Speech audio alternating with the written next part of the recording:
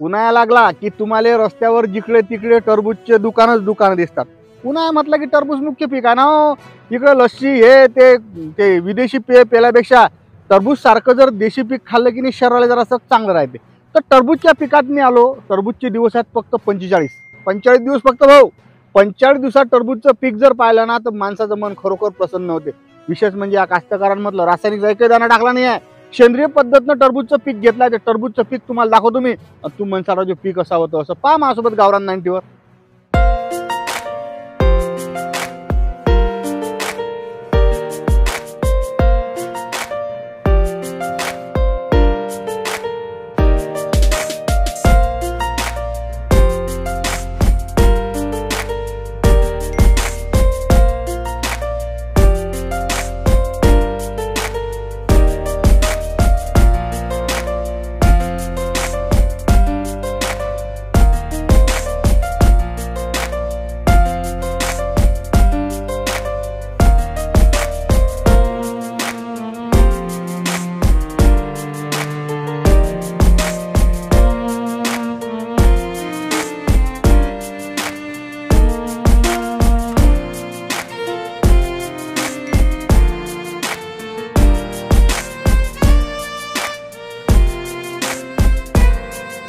तर माझ्यासोबत या टरबूजच्या शेतीचे असणारे मालक आहेत. तुमचं स्वागत आहे भाऊ. मला एक सांगा, कृपा करून तुमचा परिचय. टरबूजच्या शेतीत कसे काय उतरले ते सांगा ना मला. मी मंगेश शिंगणे, राहणार अचरपूर. टरबूज शेती म्हणजे माझ्याकडे संत्रा वगैरे सर्व होतं, पण 3 वर्ष आधी मी टरबूजची सुरुवात अशी केली की माझे मित्र वगैरे टरबूज लावत होते आणि एका एकरात खूप उत्पन्न होते, खूप उत्पादन होते आणि एका एकराचे संत्र्याचे पैसे 60-65 दिवसात मिळतात. त्यामुळे मग त्या उद्देशाने मी टरबूज पिकात उतरलो. शिंगणे सर, तुम्ही मला सांगितलं 3 वर्षापासून मी टरबूजच्या शेतीकडे वळलो आहे. टरबूजचं पीक जर म्हटलं राजे हो तर याला रासायनिक खत पोतीच्या पोते फवारे टाकायला लागतात ना. तुम्ही सेंद्रिय पद्धतीनं टरबूजचं पीक कसं काय जमवलं सांगा मला.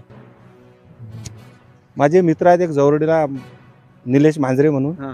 मी आधी रासायनिकवरच करत होतो, पण ते मला एक दिवस भेटले आणि म्हटलं रासायनिक पेक्षा बा तुम्ही याच्यावर करून पहा. आधी पहा म्हणत होते, पण मग नंतर ठीक आहे म्हटलं बा मी इच्छा आहे माझी का सेंद्रियकडे वळायची. पण सेंद्रियचं कसं आहे काय त्यांनी मला मार्गदर्शन केलं आणि इथपर्यंत मी 45 दिवसाच्या पिकापर्यंत आपण पाहूनच राहिले. आता 45 दिवसाच्या पिकापर्यंत टरबूज पिकापर्यंत मी पोचलो आतापर्यंत. पण आनंद आहे. जे मला सॅटिस्फाईड किंवा जे याच्या केमिकलमध्ये किंवा रासायनिकमध्ये नाही मिळालं ते मला सेंद्रिय मिळालं. सर गोष्ट कशी आहे, सेंद्रिय जर आपण वापरलं 2-3 वर्ष टाइम लागते ना राजीवन. तुम्ही म्हणाले की मला 45 दिवसात याचा परिणाम दिसणार सेंद्रियचा.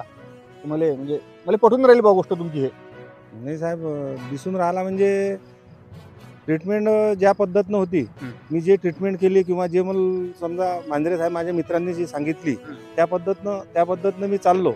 तर प्रत्येक अवस्थेत प्रत्येक वेळेस मार्गदर्शन केलं आणि मी करत राहिलो तर आज ही समजा परिस्थिती आहे किंवा चांगलंच आहे. गेल्या 3 वर्षापासून तुम्ही तुमच्या वावरात टरबूज पेरता. आता गेल्या 3 वर्षात म्हणजे यावर्षी सेंद्रियवर आले, तर रासायनिकवर ज्यावेळेस तुम्ही टरबूज पेरत होते त्यावेळेसच्या 45 दिवसाची अवस्था आणि आजची 45 दिवसाची अवस्था काय नेमकं तफावत वाटते बा तुम्हाला. आज 45 दिवसात प्लॉट पूर्ण हिरवागार ग्रीनरी आहे आणि म्हणजे प्लॉट पूर्ण झाकलेला आहे. झाकून निरोगी आहे. कोणता मररोग नाही, कोणतं काही नाही. आणि फळाची साईज 2.5 ते 3 किलो, काही 3 किलोच्या वर आहे, काही 2.5 किलोच्या वर आहे. 2.5 किलोच्या खाली तर फळ नाहीच आहे. आणि शेवटपर्यंत फळ 5च्या वर 5.5-6 किलो पर्यंत जाईल. समजा आर्थिक गणित लय महत्वाचं भाऊ. तुम्ही रासायनिकवर याच्या आधी शेती केली, टरबूजची झाली, तुमच्या मिरचीची झाली, संत्र्याची झाली. तर रासायनिक आणि सेंद्रिय त्यात खर्च जो आहे ना, त्या खर्चात काही बचत होते का सेंद्रियचा खर्च जास्त येते. मी 3 वर्षापासून टरबूजाचं पीक घेत आहे, पण 3 वर्षापासून आज 2 वर्ष झाले, हा 3रं वर्ष आहे की आपल्या ट्रीटमेंटवर म्हणजे ग्रीन लाईमच्या ट्रीटमेंटवर मी टरबूजाचं पीक घेत आहे. पण त्या खर्चात आणि या खर्चात, त्या क्वालिटीत आणि या क्वालिटीत खर्चात 30% फरक आहे आणि क्वालिटी 100% सुधारलेली आहे. बरं मला एक सांगा, तुम्ही ग्रीन लाईफ डायरेक्ट टरबूजवर वापरलं काय की आधी एखाद्या पिकावर तुम्ही काही प्रयोग करून पाहिला? मी साहेब सर्वात आधी पहिले मिरचीवर प्रयोग केला.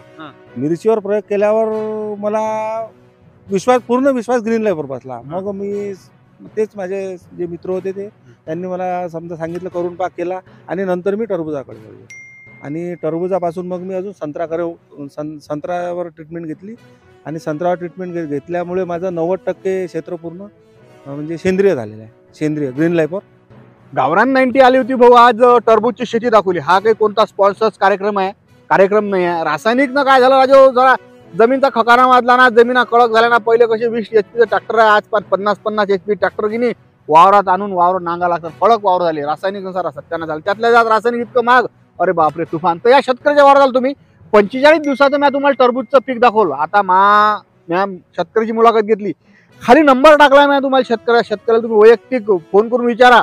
कारण कसं आहे की शेतकऱ्यापर्यंत की प्रामाणिक माहिती गेली पाहिजे भाऊ. रात्रंदिवस माणूस मेहनत करते ना, काय शेतकरी फसवणूक करतावा. काही जणांनी शेतकऱ्या जीवावर जुटल्यात. पण या माणसानं रासायनिकची शेती सोडून आता हा माणूस सेंद्रिय शेतीकडे वळलाय भाऊ. सेंद्रिय शेती काळाची गरज आहे. कारण रासायनिकनं काय झालंय की निसर्गाचा समतोल बिघडला. निसर्ग आपण ते रासायनिक वावरात वापरले का ते असतं आपल्या पोटात जाते. विविध प्रकारच्या बिमाऱ्या की रासायनिक खतामुळे आल्या. सरकारने याच्यावर काहीतरी विचार करायला पाहिजे ना बा, की काय रासायनिक सत्यानाश झाला ना, जमिनीचा झाला, माणसाच्या आरोग्याचा होऊन राहिला. म्हणून सेंद्रिय शेतीकडे वळा. हा यांनी सांगितलं ग्रीन लाईफचं येणं उत्पादन वापरलं, पण तुम्हाला यथायोग्य वाटणारं कोणतंही सेंद्रिय उत्पादन वापरा आणि सेंद्रिय शेतीकडे की नाही थोडीशी वाटचाल करा ना भाऊ. कारण कसं आहे, शेतकरी वाचला तर राजे देश वाचेल, देश वाचला तर आपण वाचू ना. हा खराखुरा कार्यक्रम पाहायला भेटला तुम्हाला गावरान नेटवर. भाषा कशी काय वाटली आणि शेतकऱ्याला नंबर दिला, डबल सांगतो तुम्हाला खाली. शेतकऱ्याला तुम्ही डायरेक्ट काही प्रश्न विचारू शकता याबाबत.